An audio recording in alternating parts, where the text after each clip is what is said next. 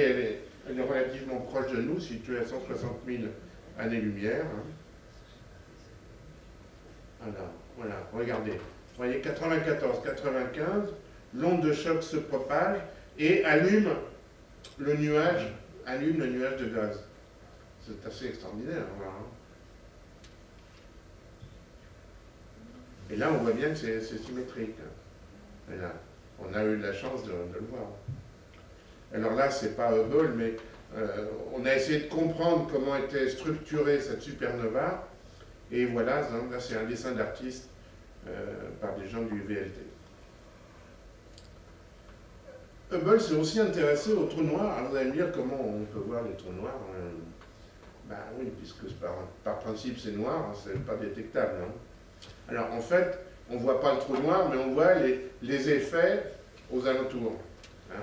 Les effets sur la matière, puisque le trou noir absorbe tout ce qui passe aux alentours, et en absorbant la matière, les étoiles qui passent, il se crée un échauffement thermique, et cet échauffement thermique est visible.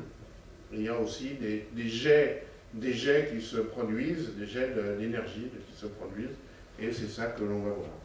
Voilà par exemple,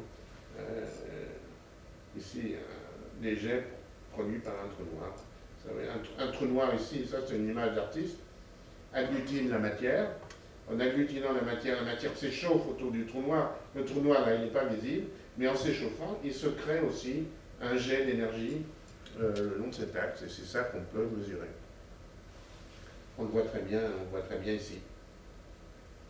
Alors, ce n'est pas le trou noir qui est brillant, hein, c'est la matière qui tourne autour du trou noir. Là, je ne peux pas résister, c'est pas Hubble, mais à chaque fois je présente ça.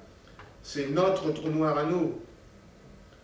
C'est vrai, ça, c'est pas un film, c'est pas une animation. Comme je le dis à chaque fois, c'est l'image la plus extraordinaire de l'astronomie. Il y a au centre de chaque galaxie un énorme trou noir, ce qu'on appelle un trou noir massif, ou supermassif, et il y en a donc un au centre de notre galaxie à nous, il fait 3 à 4 millions de masses solaires. Évidemment, il est invisible, puisque c'est un trou noir. Et un jour, des astronomes de l'ESO ont décidé d'étudier le mouvement des étoiles autour du centre de cette galaxie, de notre galaxie. C'est d'ailleurs comme ça qu'on l'a mis en évidence. Et on s'est aperçu, vous voyez la date là-haut, pendant 15 ans, ils ont mesuré la position des étoiles du centre de notre galaxie. Et regardez, alors ils se sont aperçus, voilà, c'est les orbites de toutes les étoiles. Vous voyez ? Et on s'est aperçu que toutes ces étoiles tournaient autour de quelque chose. Et vous savez, d'après les lois de Kepler, quand on connaît les orbites, eh bien, on connaît la masse autour de laquelle on tourne, et on s'est aperçu que ce quelque chose, c'était invisible, et ça faisait 3 à 4 millions de masses solaires. Et bien, c'est notre trou noir. Et comme je dis toujours, ce n'est pas une simulation, c'est la vérité vraie.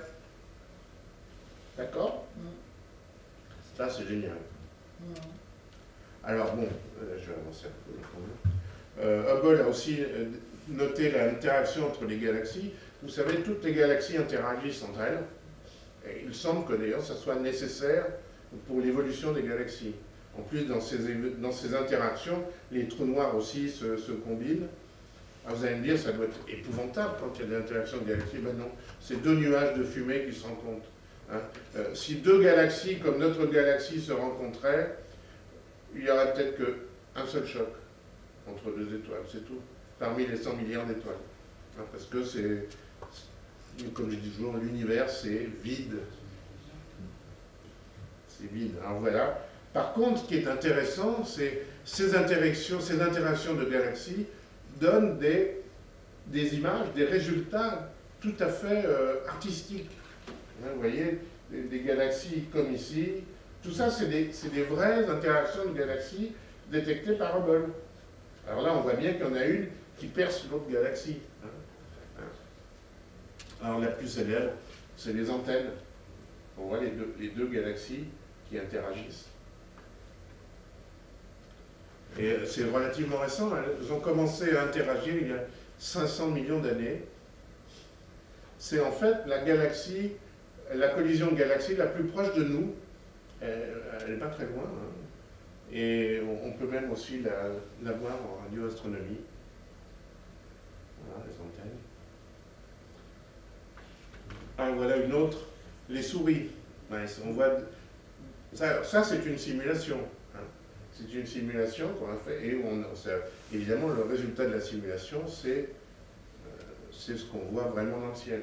On voit les deux galaxies qui s'interpénètrent, et au bout d'un certain temps, elles vont donner la forme exacte de la galaxie, de ce qu'on voit actuellement.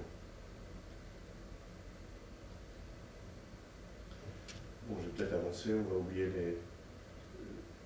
on va parler deux secondes des planètes.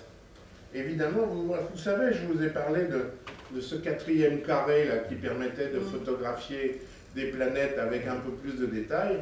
Eh bien, on va s'en servir pour étudier aussi les planètes. Ah bon, Hubble, c'est surtout les étoiles, mais tant qu'on y est, pourquoi pas les planètes, hein. Alors, Hubble a fait des choses merveilleuses. Hein. Saturne. Voilà, regardez ça. Saturne à différentes époques de l'année. Il y a des aurores polaires sur Saturne. Hein. Incroyable. Hein. Ça, c'est filmé, c'est pas par Cassini, hein, c'est par Hubble, de Terre, enfin de l'orbite terrestre. Hein. Évidemment, de Terre, on verra du mal. Hein. Regardez le passage de Titan devant Saturne, avec son ombre.